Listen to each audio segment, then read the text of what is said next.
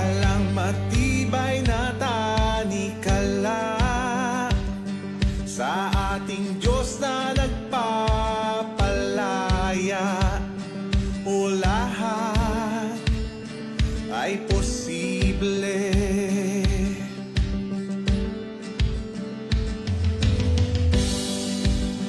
Hinati mo ang dagat pula, nagbigay ka ng daan. O lahat ay posible.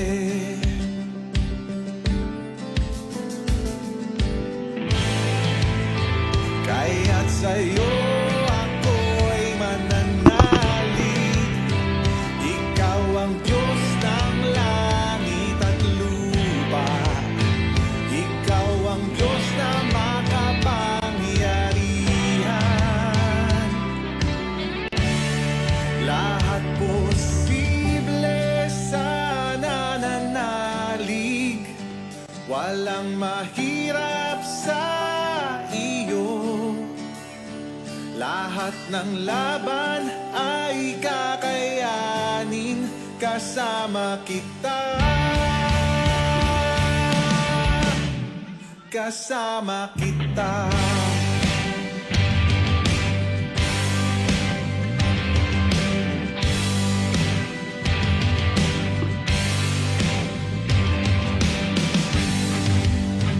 Walang bagyo na hindi tatahan.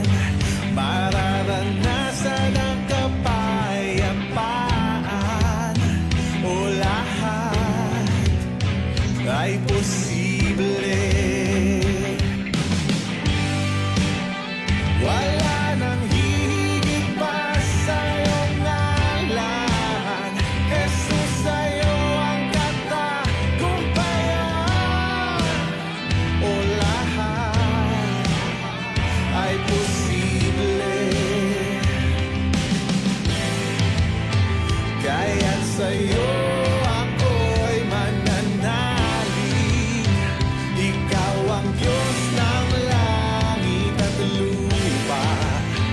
Ikaw ang Diyos na makapangyarihan. Oh, lahat posible sa nananalig. Walang mahirap sa iyo. Lahat ng laban ay kakayanin kasama kita. Lahat posible sa nananalig. Walang mahirap sa iyo. Lahat ng laban ay kakayanin kasama kita. Kasama kita.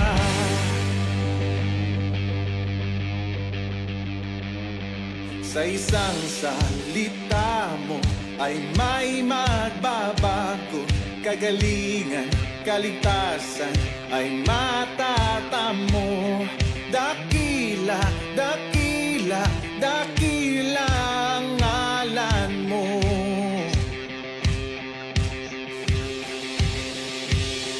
Sa isang salita mo ay may magbabago. Kagalingan, kaligtasan ay matatamo. Dakila, dakila, dakila ang ngalan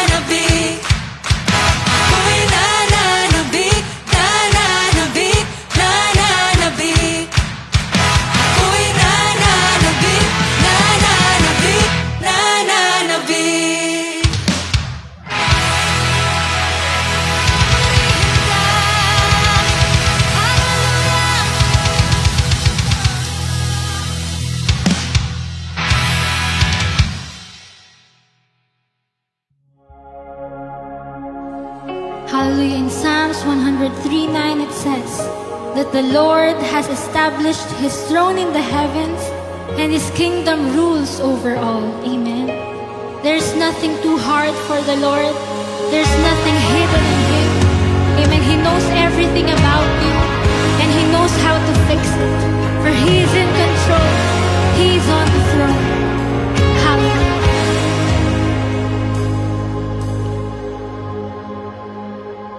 You're able to do it. I know you can. 'Cause God, you were faithful to move again. This mountain, it seems big, but I know you're with me. 'Cause Jesus, you're faithful until the very end. Oh.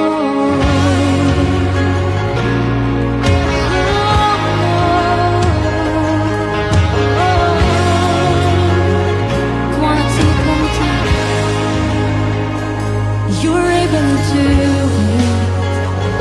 I know you can. 'Cause God, you are faithful to move again. This mountain, it seems big, but I know you're with me.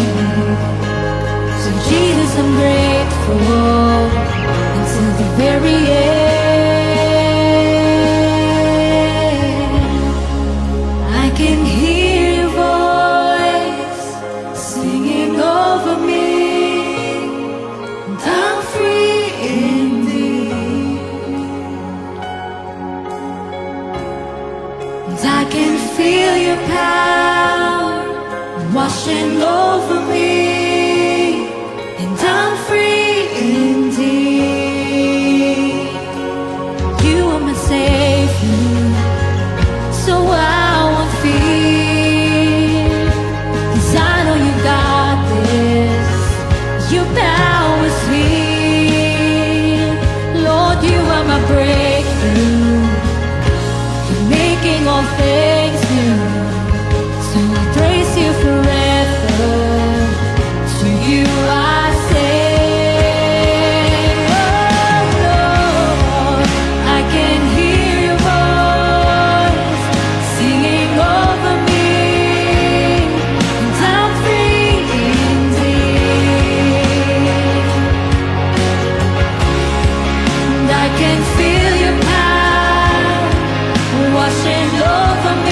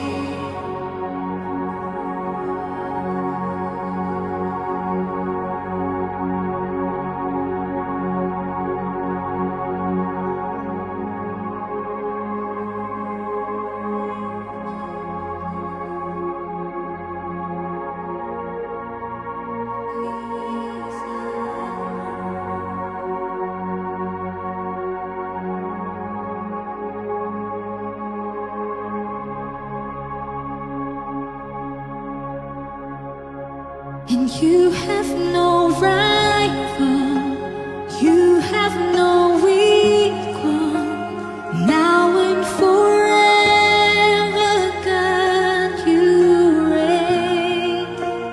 Yours is the kingdom, yours is the glory, yours is the name above all names. You have no rival, you have no equal, now and forever, God, you reign. Yours is the kingdom, yours is the glory, yours is the name above all names. Come on, sing it out. You have no rival, you have no equal, now and forever, God, you reign. Yours is the glory, yours is the name above all names. What a powerful name it is! What a powerful name it is! Come on, declare the name of Jesus Christ, my King. What a powerful name it is! Nothing can stand against. What a powerful name it is! The name of Jesus. Come on, declare it. What a powerful name it is! What a powerful name it is! The name of Jesus Christ, my King. What a powerful name! Oh, Jesus! Nothing can stand against. What a powerful name it is! The name of Jesus. What a powerful name it is! The name of Jesus. What a powerful name it is! The name of Jesus.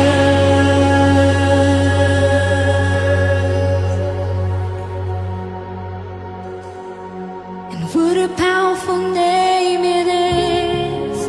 What a powerful name it is! Come on, church, let's sing it out. Sing it to the Lord. Come on, church, with one voice. What a powerful name it is! Nothing can stand against. What a powerful name it is! The name of Jesus.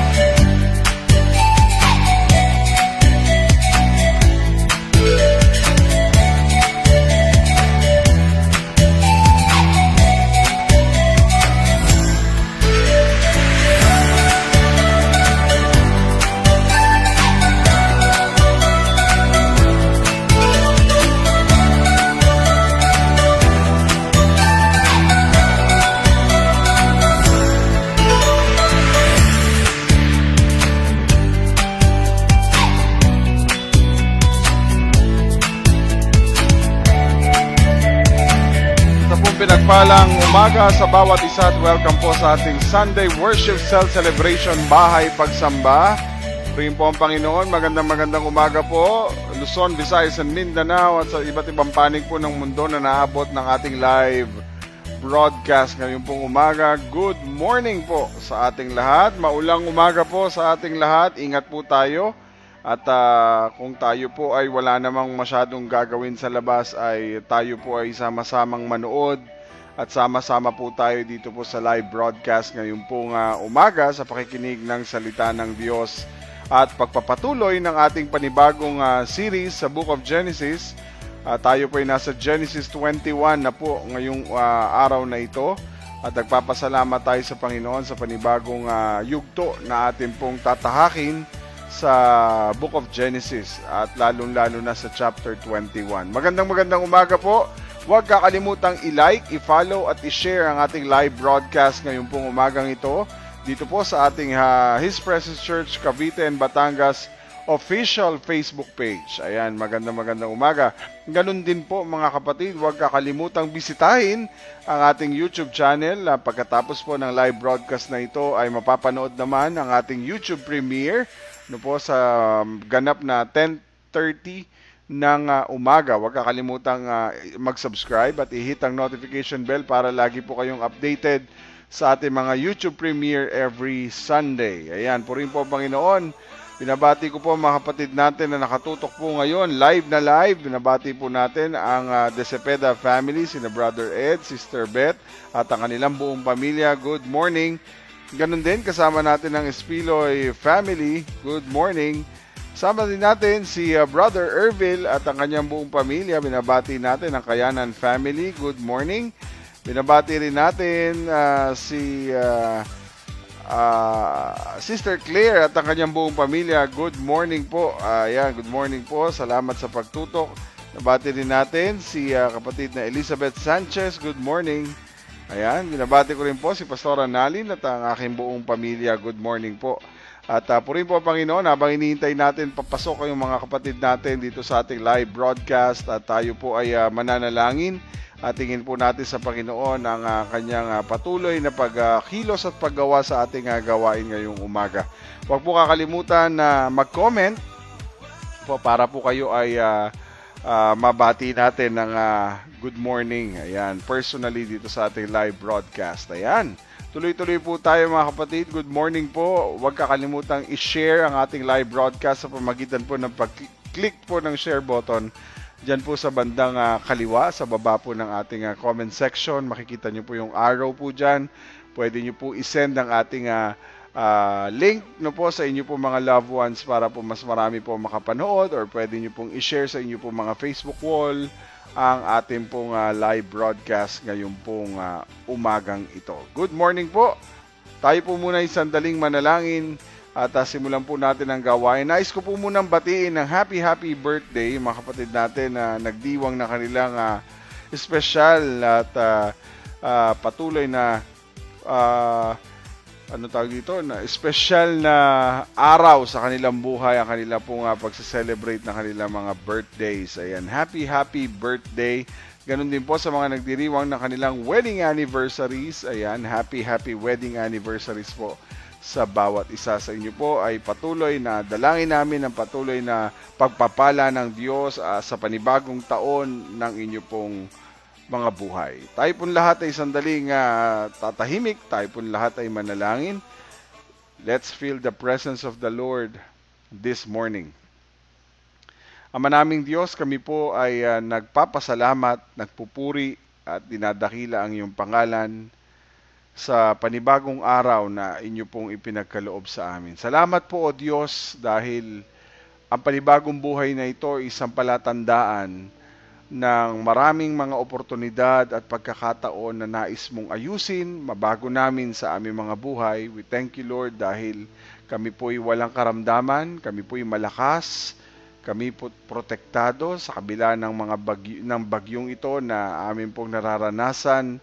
Nagpapasalamat kami Lord sa iyong patuloy na proteksyon at pag-iingat kasama po ng bawat isa sa amin na naririto po sa live broadcast at maging ang buong mga kapatid namin na nakakaranas ng masama at masungit na panahon. At alam namin Lord na you are in control of everything Lord God. Nasa iyong mga kamay ang lahat ng ito, kaya Lord sa iyo namin pinagkakatiwala. Sa iyo po namin mga kamay ibinibigay ang aming pong mga buhay. Maging Lord ang gawain ngayon pong umaga sa online worship Lord. We thank you dahil Lord sa pagkakataong ito na kami po ay sama-samang makikinig at bibigyan ng importansya ang mensahe ng iyong mga salita na amin pong matatanggap na inihanda mo para sa amin ngayong araw po ng linggo. Magpapasalamat din kami Panginoon sa panibagong pagkakataon na ipinagkaloob mo sa amin, Lord, sa isang panibagong linggo na naman na aming tatahakin. Kaya Lord, masarap na simulan ang bawat linggo ng aming buhay na ikaw ang aming naririnig, ikaw ang aming nararanasan, Panginoon.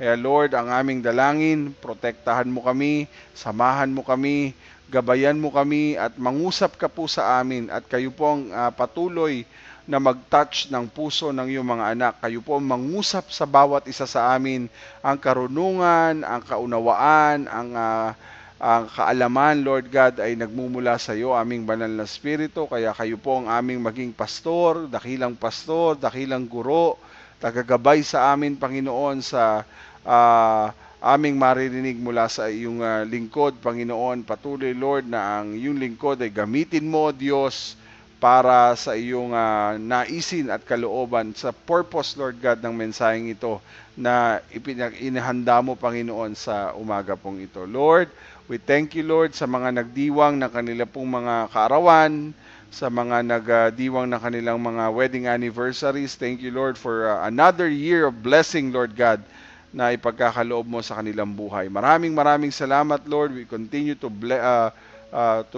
worship you, to honor you, to bless your name, O God, na talagang nakarapat dapat na patuloy na purihin at luwalhatiin. Maraming salamat, O Diyos, sa umagang ito. Ikaw lamang ang maitaas. Matanggap namin, Panginoon, sa pamagitan ng iyong mga salita, ang nais mong ipahayag sa amin ngayon pong umaga. Our dear Holy Spirit, let your power, let your anointing fall sa iyong mga anak, sa aming mga kapatid na naririto sa live broadcast at sa makapapanood po ng videos na ito, Lord God, na mapapanood sa Facebook at sa YouTube. We thank you, Lord, for the opportunity to be part ng mensahe na gagawin mo, Panginoon, sa amin ngayon pong umaga. Magdala po ng kagalingan, kalakasan, inspirasyon at gabay ang bawat mensaheng aming matatanggap sa umaga pong ito. Maraming salamat. Muli, ang lahat ng ito ay binabalik namin at niluluwalhati ka namin, Panginoong Jesucristo, sa iyong mga dakilang ginagawa sa aming buhay at kamanghamangang gagawin pa sa amin sa araw na ito, sa pagbibigay ng oras at panahon sa araw ng pagsamba. Maraming salamat. We give you all the glory, honor, and praise. In Jesus Christ's name we pray. Amen. Amen and amen. Ayan, magandang umaga po sa ating lahat. Brother Reden Calara is also watching from Bataan. Ayan, magandang umaga. At happy birthday kay Brother Reden. Ayan, happy birthday kay kapatid na Rayren. Happy birthday. Ayan, kung meron kayong mga birthday greetings, lagay nyo po dyan. At pipilitin natin at sisiguraduhin natin sa loob ng sa biyaya ng Panginoon na mabati po natin ang isa't isa. Okay? Magandang umaga. Live po tayo sa araw na ito, May 26, 2024. Kahit po tayo'y maulan, tuloy po ang gawain. At ang online ay nagpapasalamat tayo dahil may ganito pong platform na kung saan kahit po tayo nasa mga bahay, kahit tayo'y magkakalayo, kahit saan man sulok tayo ng mundo na naabot po ng live broadcast, ay thankful tayo dahil may ganitong klaseng platform. Amen? So good morning po sa ating lahat. Huwag po muna kayong gagawa ng anumang mga gawain. Let's focus on the Word of God this morning. Okay? Live po tayo. Hindi po ito replay, hindi rin ito recording. Live po tayo ngayon pong umaga. At we thank God for this blessing na magkasama-sama po tayo. Lalo na sa bagong series po natin na pinamagatang Joys and Sorrows in God's Story. Okay. So, diretso na po tayo sa mensahe natin ngayon pong umaga. Tayo po ipapasok sa ating bagong journey sa Genesis 21 na pinamagatang Joys and Sorrows in God's Story. Marami po tayo mga kagalakan at kalungkutan, no po. At kung titingnan natin yung ating journey sa ating ministry, hindi laging masaya, hindi rin laging malungkot. Pero kung tayo ang masusunod at meron tayong preference na kagustuhan o gustong mangyari at mga gustong iwasan, siguro iwasan natin yung sorrow. Ayaw natin ng kalungkutan, ayaw natin ng mga malulungkot na pangyayari sa buhay, mas gusto natin yung panay kagalakan. Amen po ba? Siguro kung ikaw ang papipiliin, kung ako po ang papipiliin, no, o ikaw, syempre mas pipiliin mo at wala pong pipili na panay malungkot na lang at panay kalungkutan at kapighatian na lang ang gusto mong maranasan. Hindi, gusto natin, kung pipili tayo, masarap na maranasan natin yung punong-puno ng kagalakan. Sa totoo lang, isa sa mga dahilan kung bakit nagkakaroon ng matinding kalungkutan sa ating puso, kasi ayaw natin, hindi tayo sanay na naghihintay, no?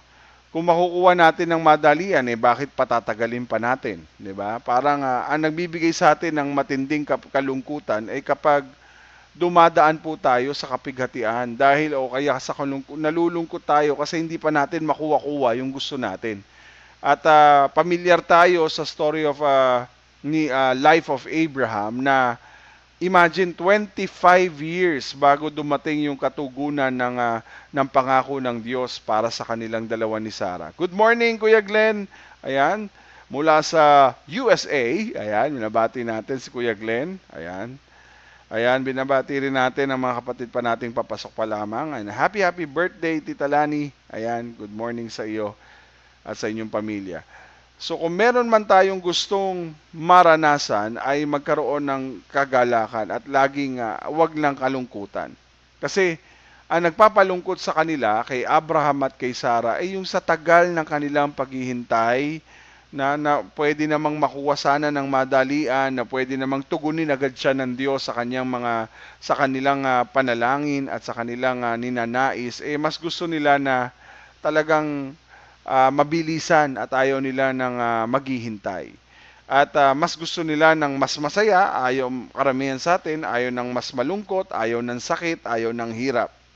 Alam niyo po sa buhay, hindi laging masaya. Agree po ba kayo sa akin? Hindi po laging masaya ang buhay. No? Hindi pwedeng laging okay. No? Gusto natin maayos lahat, ayaw natin ng conflict.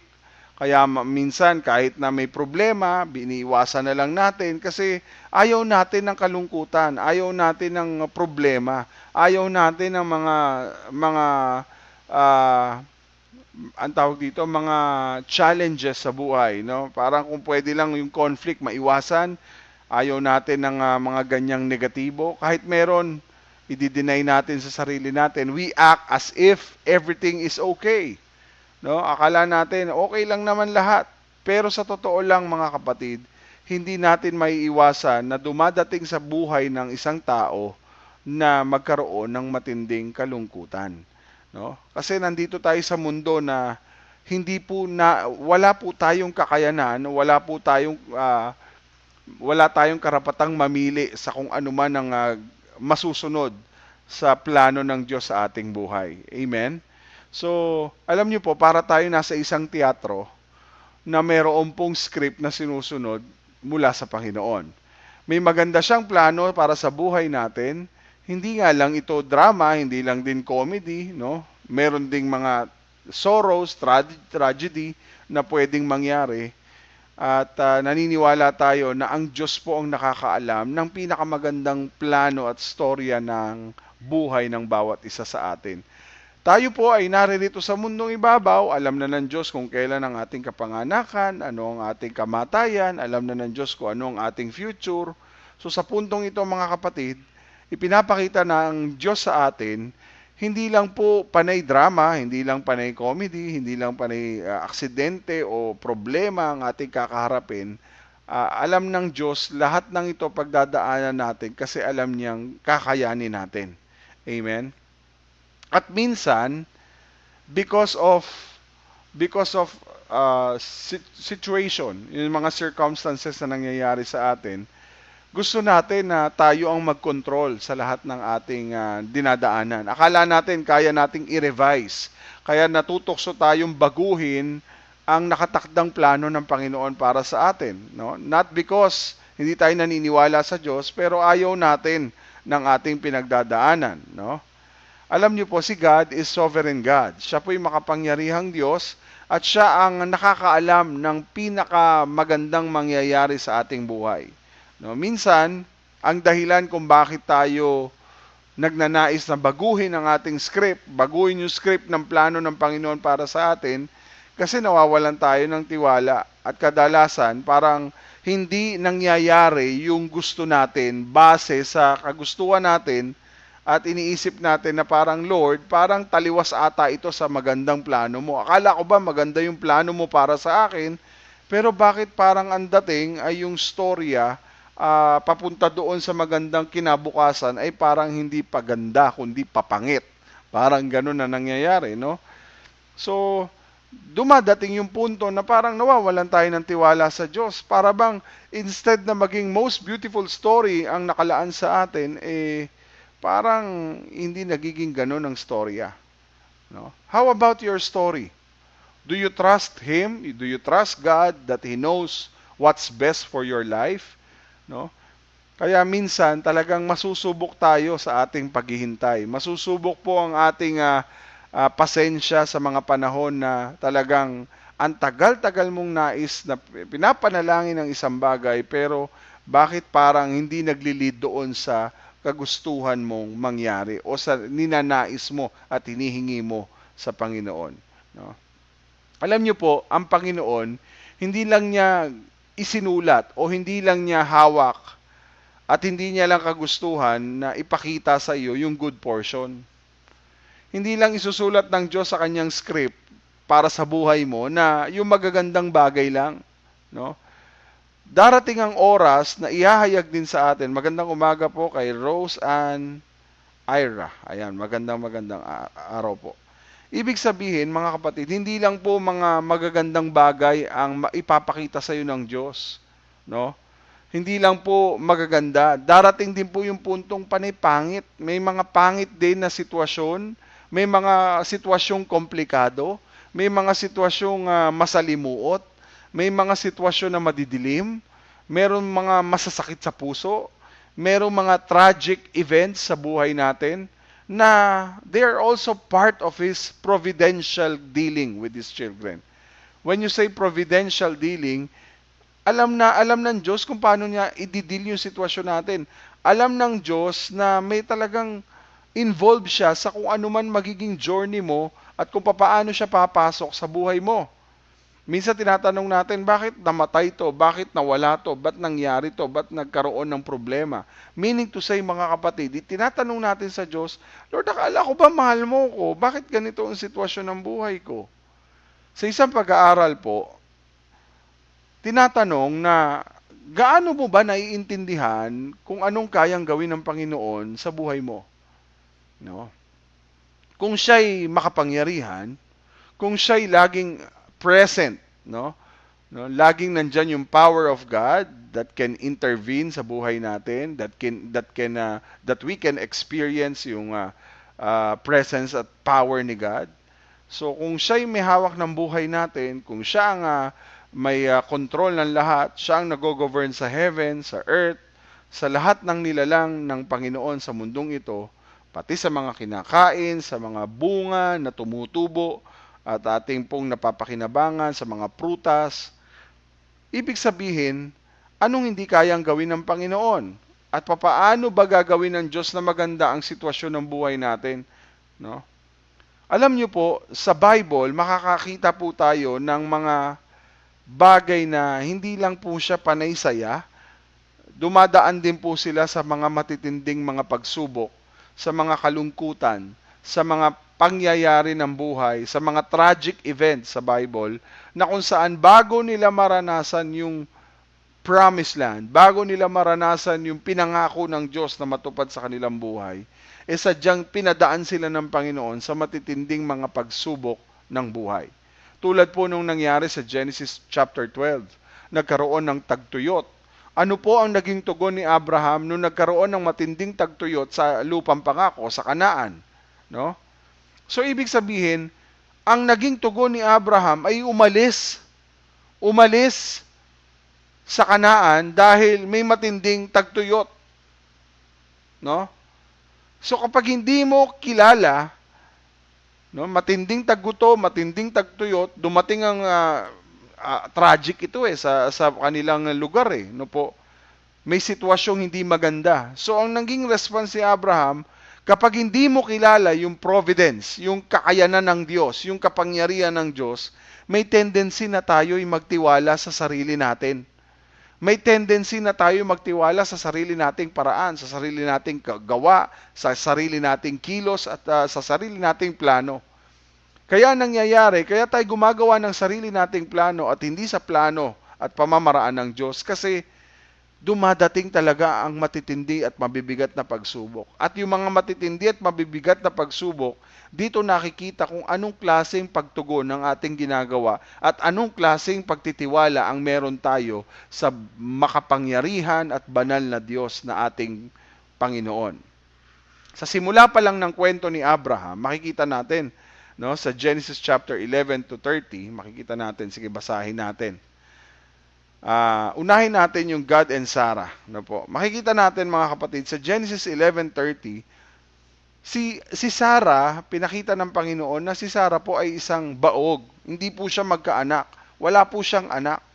And imagine, 25 years na ang nakalipas, ang dami nang nangyari, ang dami ng pinagdaanan, pero makikita niyo po, kahit sa dami ng pangyayari sa kanila, ng mga kanilang mga pagtugon, mga mali at tama nilang pagsunod, no, ang daming nangyari, kahit ilang ulit na sinabi na ng Diyos sa kanila na tutuparin ng Panginoon yung kanyang pinangako, may mga pagkakataon po na ang nasusunod po sa kanilang buhay, ang nasusunod ay yung mga plano nilang mag-asawa.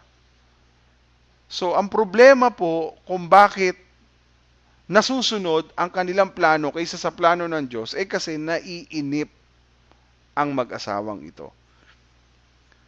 Ang pagkainip, ang isa sa mga dahilan kung bakit kikilos na tayo, para bang bagal na bagal tayo sa gagawin ng Diyos, para bang hindi natin kayang hintayin pa yung gagawin ng Panginoon. Ibig sabihin, dinadaan nila sa sarili nilang diskarte. No? So after 10 years, nagkaroon ng anak si Abraham, hindi kay Sarah, kasi nababagalan, naiinip na si Sarah, kaya ibinigay niya yung kanyang katiwalang si Hagar, na Egyptian slave, na kung saan, doon sila nagkaanak. Nagkaanak sila, ang pangalan ay si Ishmael, na dapat sana, hindi niya pinangunahan ng Diyos, pero dahil sa pagkainip, akala ni Sarah, hindi naman tutuparin ng Diyos ang kanyang pangako, so gagawa na lang ako ng paraan. So una po yan sa Egypt. Sa pangalawang pagkakataon, naulit na naman ang kanyang plano, na kagustuhan. So sa ikalawa, sa Gerar naman, sa lupain ng mga Filisteo. So sabi po doon, tulad ng nakita natin sa mga nakalipas na series natin about Abimelech, no? About sa naging sitwasyon ni teka lang po. Ayan. So again, dito po tayo. Sa naging sitwasyon po ni Abraham at ni Sarah wait lang po Ayan. Sa naging sitwasyon po ni Abraham, ni Sarah at ni Abimelech, so sa Gerar, nangyari na naman yung nangyari sa Egypt. No?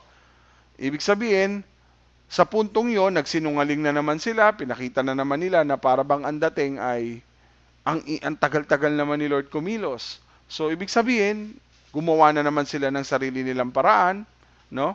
Pero sa loob ng kanilang mga plano, sa loob ng kanilang mga pamamaraan, laging nandun ang Diyos.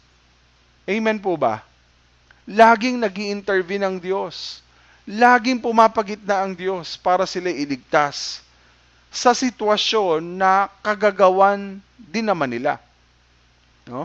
Napansin niyo po, relatable ang bawat isa sa atin sa mga nangyayari kay Sarah at kay Abraham, na sa kabila ng ating pagkilos, sa kabila ng mga sarili nating plano, sa kabila ng sarili nating mga kagustuhan at pamamaraan, no, makikita natin, sa gitna ng mga pagkakamali, laging nag-i-intervene ang Diyos.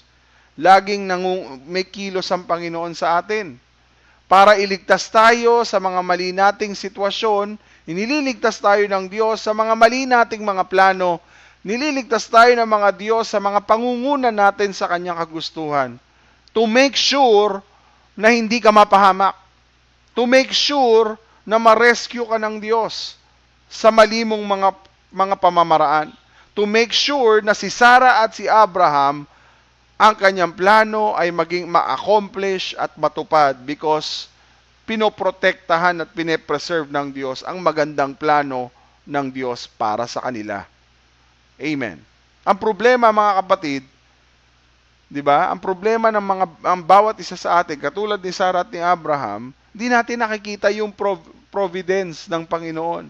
Hindi natin nakikita yung ginagawa ng Diyos. Anak, mali yung desisyon mo, kaya si Lord magugulat ka. Siya pumapagitna. Siya ang nag-aayos. Siya ang nagre-rescue lagi. To the rescue para hindi tayo mapahamak.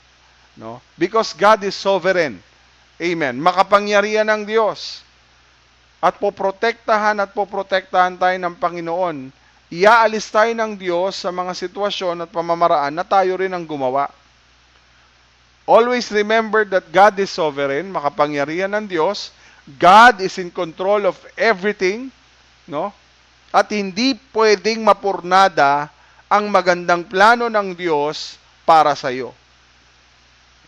Uulitin ko po, hindi gagawin ng Diyos na mapurnada ang kanyang plano at ang kanyang magandang purpose sa buhay mo. Kahit na kasalanan natin Kahit na nga kasalanan natin, kahit na kapalpakan na natin, kahit na panay tayo kahinaan, hindi sapat para itumba ang magandang plano ng Diyos para sa atin. Ulitin ko po, kahit kasalanan pa, kahit kapalpakan pa natin, kahit anumang kahinaan na pinagdadaanan natin, hindi sapat para itumba, sirain ng kaaway ang plano na maganda ng Diyos para sa atin.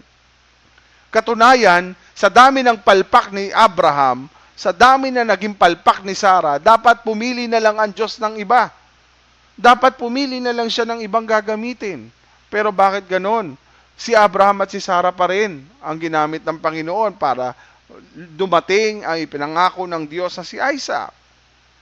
Imagine, mga kapatid, katunayan, minsan, yung mga kapalpakan natin, yung mga mali nating desisyon, ginagamit ng Diyos pa, sabi niya, akala mo, wala na. No? Gagamitin ng Diyos yung mga mali mong desisyon, gagamitin ng Diyos ang mga pangyayaring ito para ma-accomplish ang kanyang magandang layunin para sa buhay mo. Amen? Nakaka-relate po ba kayo sa ating topic? Nakaka-relate po ba tayo? Introduction pa lang po ito. Patungo pa lang tayo sa ating unang bahagi ng ating series. Sa buhay po natin, always remember na siya ang bida. Siya ang may control ng lahat, hindi po tayo.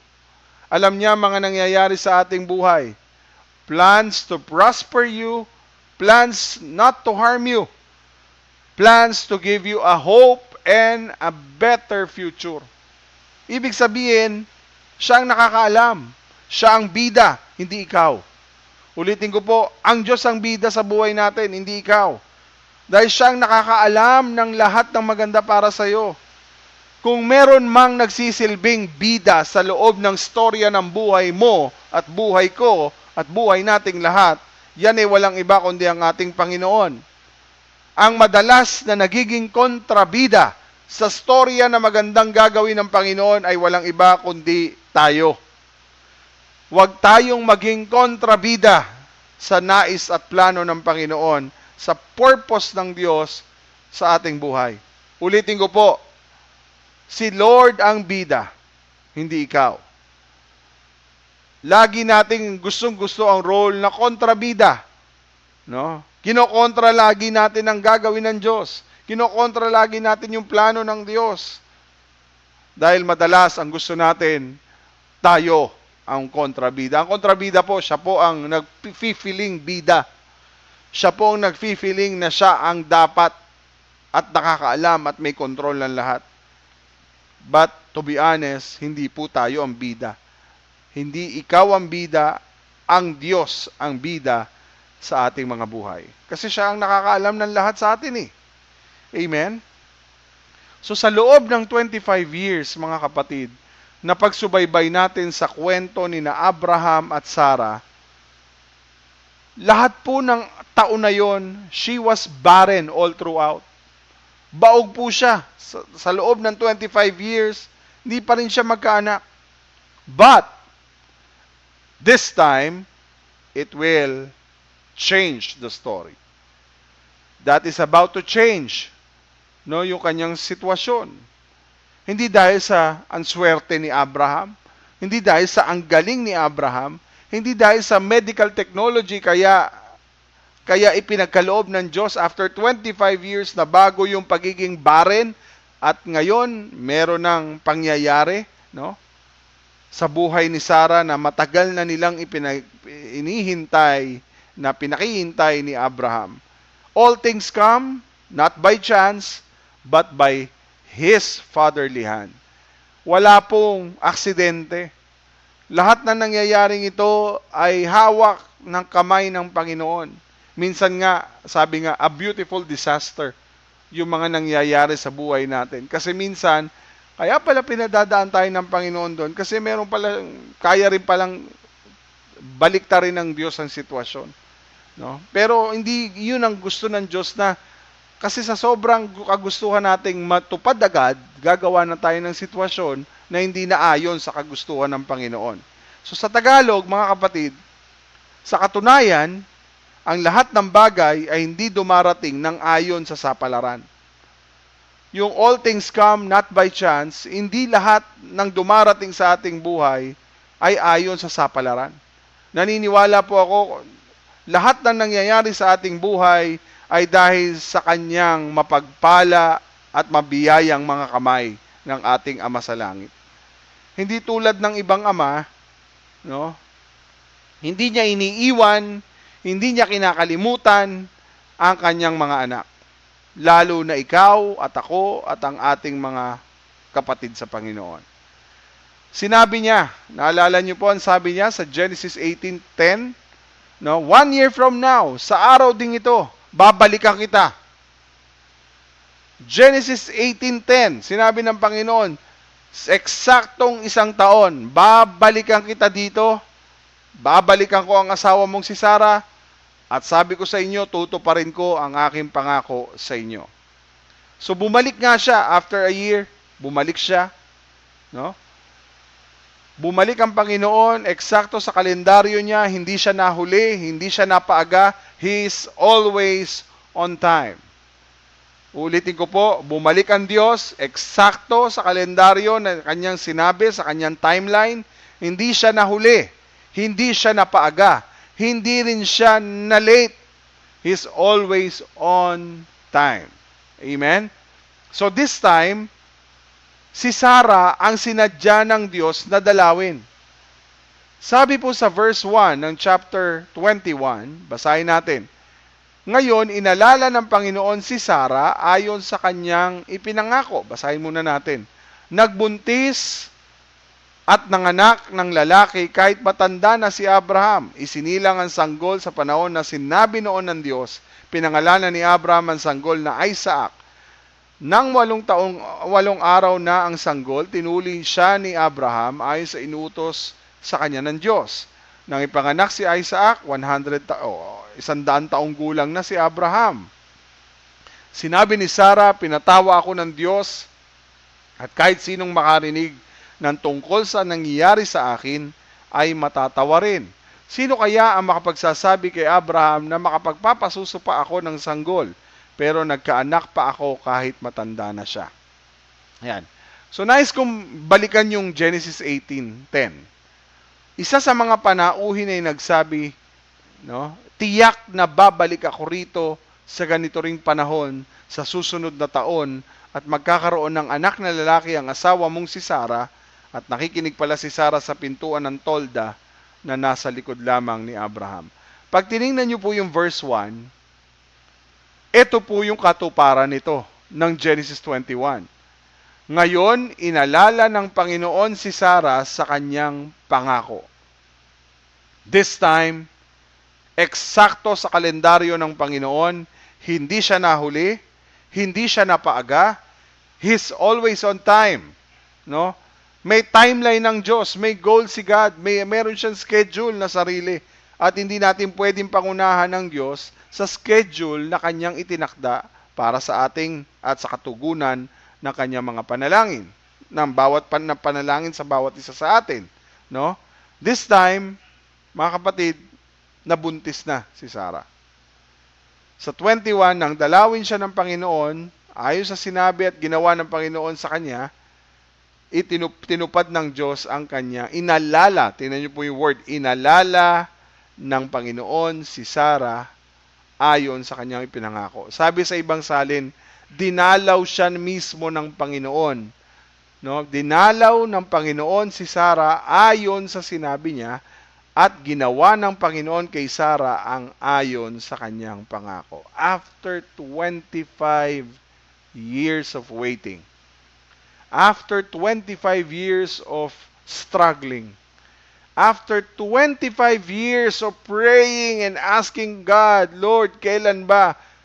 Ang tagal naman, dumating na ang nakatakdang katugunan ng Diyos sa kanyang mga plano para kay Abraham at kay Sarah. Si Abraham, dito sa puntong ito, siya talaga ang tunay na ama. Si Abraham ang ama, hindi si Abimelech.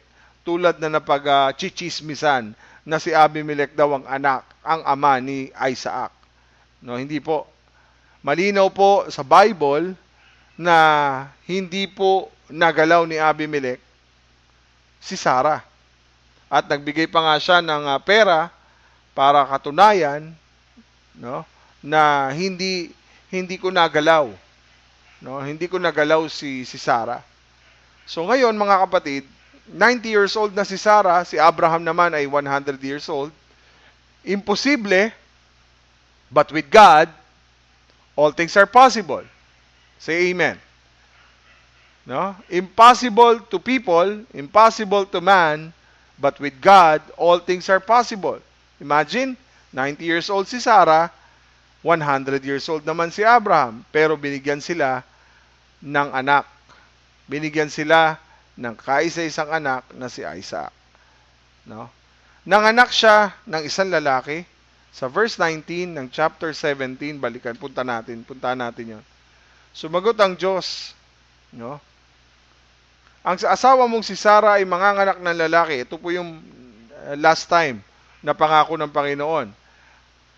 Ang asawa mo si Sarah ay manganganak ng lalaki at papangalanan mo siyang Isaac. Sa kanya ko ipagpapatuloy ang kasunduan ko sa iyo at magpapatuloy ang kasunduan ito sa mga lahi niya magpakailanman. So after 25 years, nanganak siya ng isang lalaki, pinangalanan ni Abraham na Isaac, gaya ng sabi ng Panginoon, pangalanan mong Isaac, no? Yan ang palatandaan ng aking kasunduan, ipagpapatuloy niya ang aking kasunduan sa mga lahi niya magpakailanman. Yun po yung paalala ng Panginoon.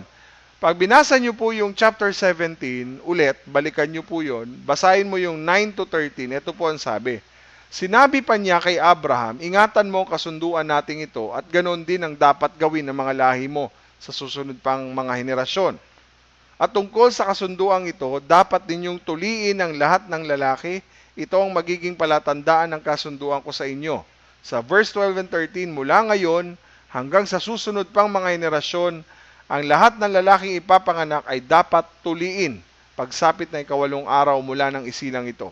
Tuliin din ninyo ang mga aliping lalaki na isinilang sa tahanan ninyo at pati ang mga aliping binili ninyo sa mga taga-ibang lugar. Ito ang palatandaan sa katawan ninyo na magpapatunay na ang kasunduan ko sa inyo ay magpapatuloy hanggang wakas. So after 8 days, mga kapatid, pag binalikan nyo po yung ating verse, after 8 days, tinuli po ni Abraham si Isaac. So bilang pagsunod sa sinabi ng Diyos na yun ang sign ng covenant ng Panginoon. So ang tanong, bakit Isaac ang ipinangalan sa bata? Ang ibig sabihin po ng Isaac, he laughs o tumawa siya. Sino ba ang tumawa? Si Abraham, matapos sabihin ng Diyos na magkakaanak pa si Sarah kahit matanda na.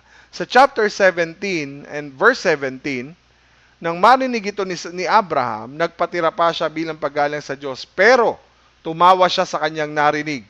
Sinabi niya sa kanyang sarili, magkakaanak pa ba ako na nasa 100 taong gulang na? At si Sarah, magbubuntis pa kaya siya? na nasa 90 years old na, nagulang na.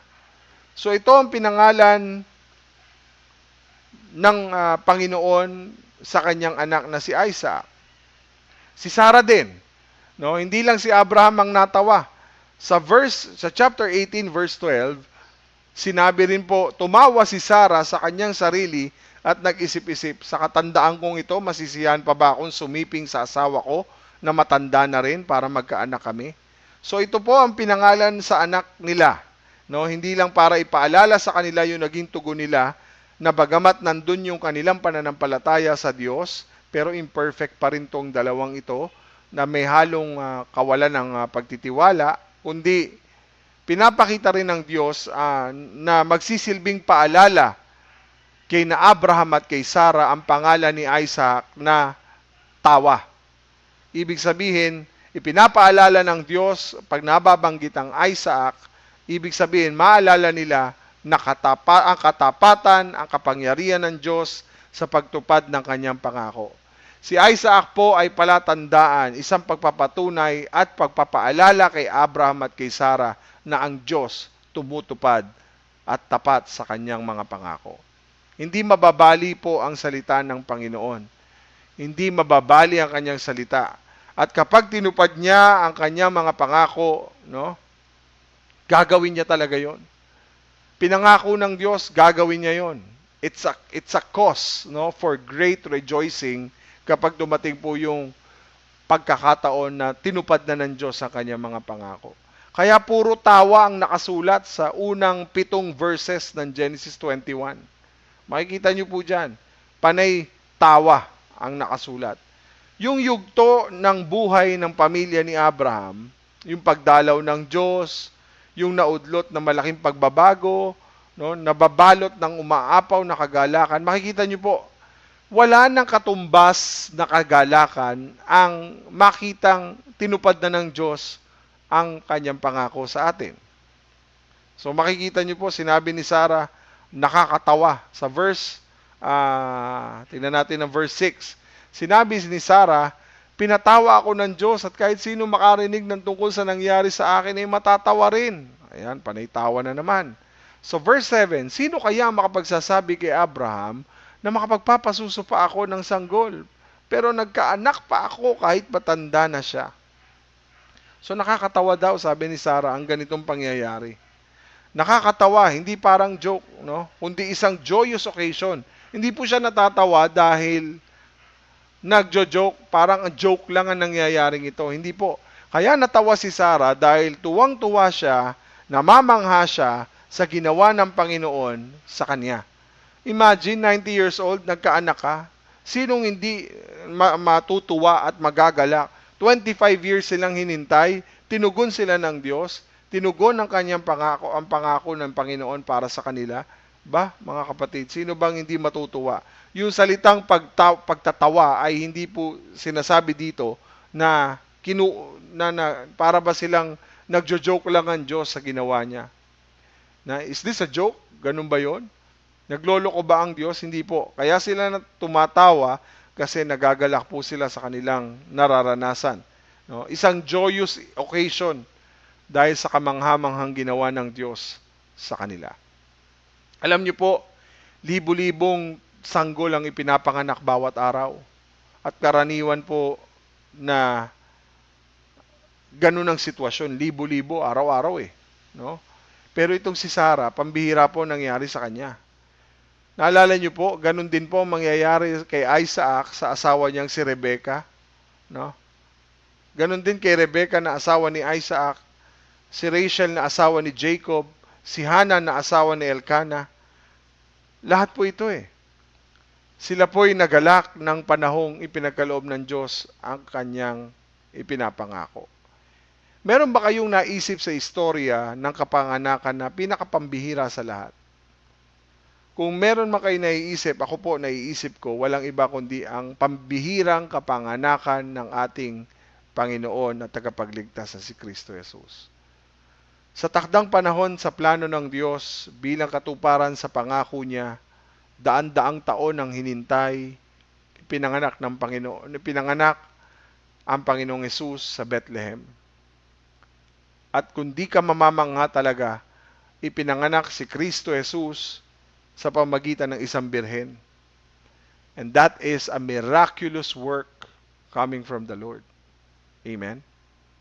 Imagine, ipinanganak si Isaac, hindi nga lang katulad ni Jesus, na kinonseive ng Holy Spirit. Ipinanganak si Isaac sa panahong baog si Sarah.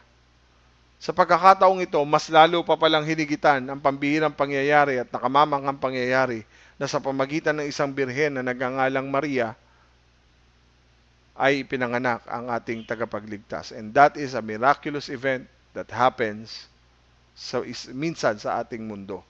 Amen? So, hindi lang joy para sa isang pamilya ang dulot ng isang bata. Lalo na nang dumating ang batang si Kristo. Good news and great joy for all the peoples. Si Kristo ang patunay na mayroong Diyos na tumutupad sa kanyang mga salita. Amen? Ganon din tayo eh. Kapag dumating yung ating mga anak, no, nakita natin sila yung araw na sinilang sila. Iba yung kagalakang nangyayari sa ating mga damdamin, sa ating mga puso. So sa puntong ito, eksakto sa petsa, hindi na huli ang Diyos, hindi na paaga ang Diyos, because He is faithful. He is a covenant-making God. He is a covenant-keeping God. It's not just covenant-making God, He is a covenant-keeping God. No? Tinutupad niya ang kanyang mga pangako. Tayo na tumanggap ng good news na yan, meron dahilan para tayo'y magsaya at magdiwang. No? There is great joy for us, to all of us. Imagine kahit hindi pa magkaanak hanggang ngayon, halimbawa, hindi ka pa rin magkaanak, wala ka pang anak ngayon, imagine, lahat ng ito, you are part of this story at mangyayari ang pakatuparan ng Panginoon kung yan ang talagang nakatakda para sa iyo. I remember the story of Brother Ervil at si Sister Syra.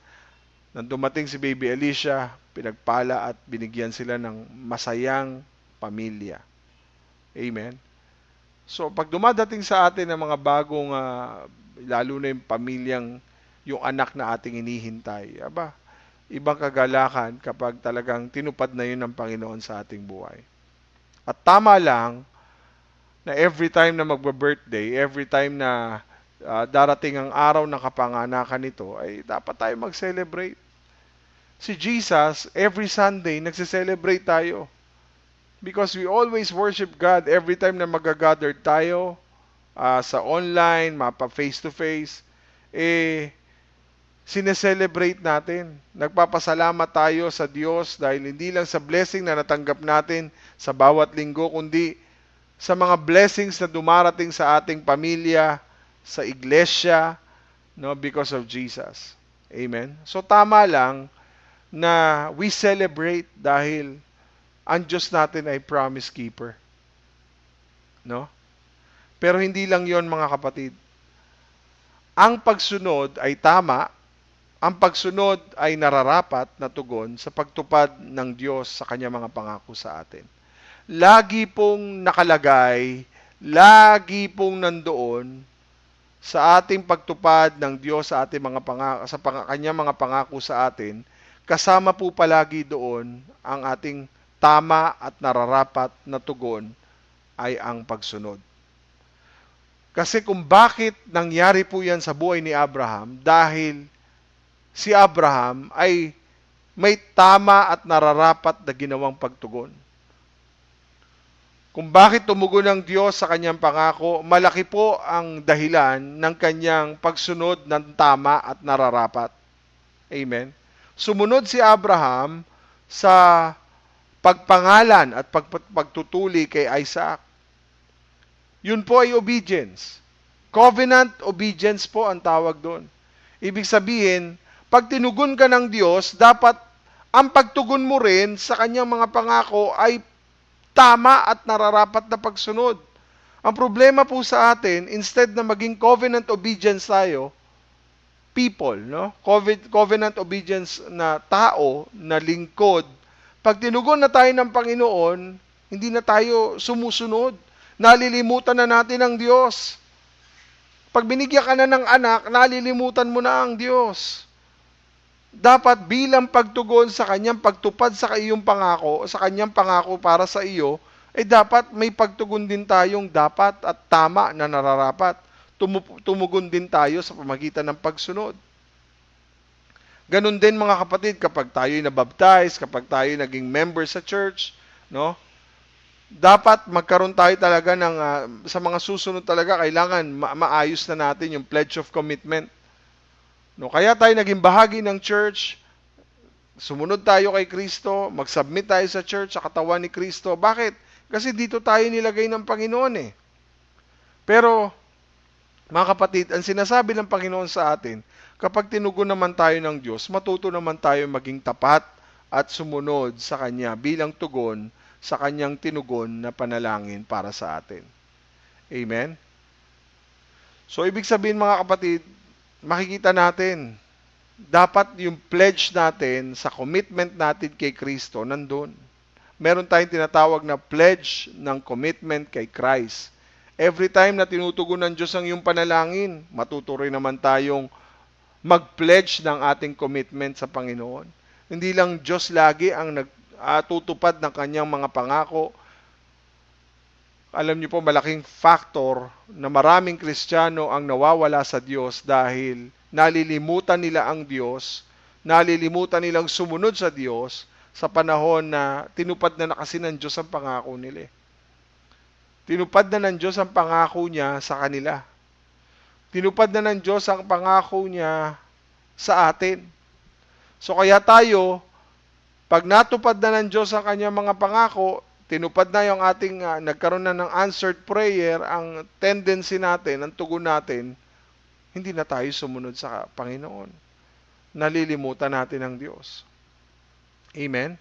So sa puntong ito mga kapatid, napakahalaga ng bahagi mo na pag tayo po ay susunod sa Panginoon, napakahalaga, no, na tayo po ay sumunod. Ang Diyos po ay meron tayong covenant keeping God, no? A promise keeper, no? At napakahalaga na sa tuwing tinutugon tayo ng Diyos, makita din naman ng Diyos sa atin ang katapatan natin ng pagsunod bilang pasasalamat. Huwag nating kalimutang balikan ng Diyos at makita ng Diyos na ang anak kong ito marunong. Alam niya kung paano tumanaw ng pasasalamat sa aking pagtugon sa Kanya. Isang realization po ang naging sitwasyon ni Abraham at ni Sarah. After 25 years, tinugon sila ng Panginoon. May mga pagkakataong kaya pangyayari sa kanilang buhay na, sige, binigay na sa akin ng Panginoon eh. Tiyak, doon na lahat ang focus nila. Kaya kung naalala niyo po, dumating ang pagkakataon na sinubok siya ng Diyos, na ihandog si Isaac para ipakita at itest si Abraham. Susunod pa kaya ito? Kung kayang ibigay ng Diyos sa loob ng 25 years na hinintay, naghintay si Abraham at si Sarah, pagkatapos sabi ng Panginoon, ihandog mo si Isaac. Ano mararamdaman mo? Lord, wala pa, hindi pa nagiinit eh. Kinuha mo na. Hindi niya alam, tinetest siya ng Panginoon. Tayo pong lahat, maaaring makaranas ng ang tagal-tagal ng ating paghihintay. Tinugon ng Diyos ang matagal nating paghihintay. At nang tugunin ng Diyos, tinitingnan din ng Panginoon, ano kaya magiging tugon nito sa pagtugon ko sa Kanya. Kaya pinapaalala po sa atin ang mensaheng ito ngayon pong umaga na wag naman nating kalimutan na kapag tinugon na tayo ng Panginoon, baka malimutan natin ang pagsunod natin sa Kanya. Nawa po makita natin ang ginawa ng Panginoon sa atin. Si Abraham, nakita natin yung kanyang tama at nararapat na pagtugon sa panahon ng tinupad ng Diyos ang kanyang pangako. Makita din naman sa atin, anong klaseng pagtugon naman. Sinubok po si Abraham, pinakita niya, kayo ang nagbigay, bahala po kayo kung babawiin ninyo. Sumunod pa rin siya, di ba? Inaalay niya pa rin si Isaac. Pero nakita po natin na sa kabila ng maaring naging pait ng damdamin ni Abraham, hindi pa rin siya umalis sa Panginoon. Tines siya ng Lord, pinakita sa kanya ng Diyos, si Lord ang number 1 at bida sa kanyang buhay. Mawawala ang lahat sa atin. No? Binigay ng Diyos, pero maaaring mayroong mga bagay na darating ang sitwasyon na magbibigay sa atin ng pangyayari. Pero sinisimplify lang ng Lord sa atin ngayong umaga. Sa kabila ng mga pagsubok natin pinagdaanan, alam ng Diyos ang pinakamagandang plano niya para sa atin. Tayo po'y manalangin. Ama naming Diyos, we thank you and we celebrate your goodness because you are the God who promised and who keeps your promises, Lord God. Maraming salamat po, O Diyos. We celebrate all the blessings, all the prayers na tinugon mo, Panginoon, mga answered prayers. We celebrate and we give thanks, Lord God. Hindi lang sa mga blessings na natanggap namin, kundi maging sa mga blessings na dumarating sa amin. Tulungan mo kami na maging tugon namin, Panginoon, ay maging matutong sumunod. Magkaroon kami ng pusong katulad ng puso ni Abraham na siya po'y naging obedient because of the covenant na tinugon mo para sa kanya. Lord, help us na maging pagtugon namin sa mga pagtugon mo sa aming panalangin ay tama at nararapat na pagtugon. Maraming salamat po, O Diyos, dahil sa umagang ito, ipinaunawa mo sa amin ang higit ng malinaw, Panginoon. Nothing is impossible to you. Ikaw, O Diyos, ang patuloy na tutupad. You are faithful. You are a covenant-making God, a covenant-keeping God na hindi kailanman mahuhuli, hindi kailanman na-delay, at lagi, Panginoong, tama at eksakto ang iyo pong mga pangako. Lord, help us to know you more. Sa katugunan o sa paghihintay man, makita namin ang iyong kabutihan at pagmamahal para sa amin.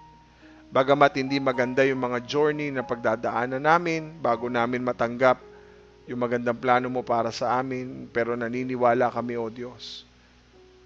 The best and beautiful story ng aming journey ay nakasulat na sa iyong mga kamay. Ikaw na, O Diyos, ang nakakaalam ng pinakamagandang plano para sa amin.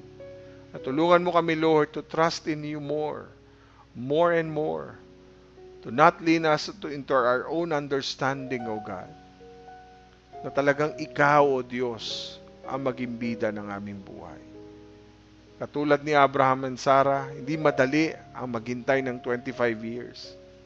Pero Lord, pinatunayan mo sa kanila, binigyan mo sila ng paalala na ang Diyos ay kailanman hindi bumabali sa kanyang mga salita.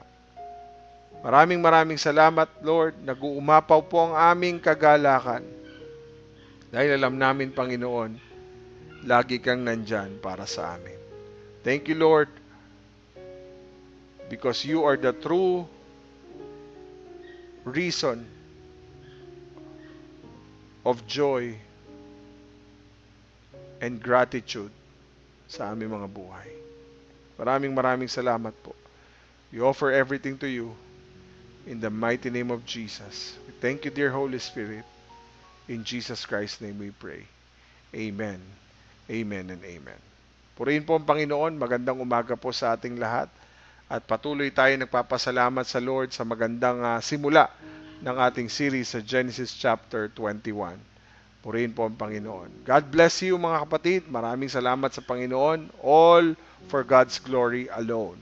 Si Jesus ang dapat mapapurihan. Si Jesus ang dapat mapasalamatan. God bless you at patuloy na maging pagpapala po tayo sa bawat isa sa pamagitan po ng ating mga narinig na katotohanan mula sa Panginoon. God bless you. Maraming salamat po. At if you want na talagang to support the ministry through giving, you can give it online, mga kapatid, sa ating mga online platforms to support the ministry. Maraming salamat po. If you want to become a blessing, no?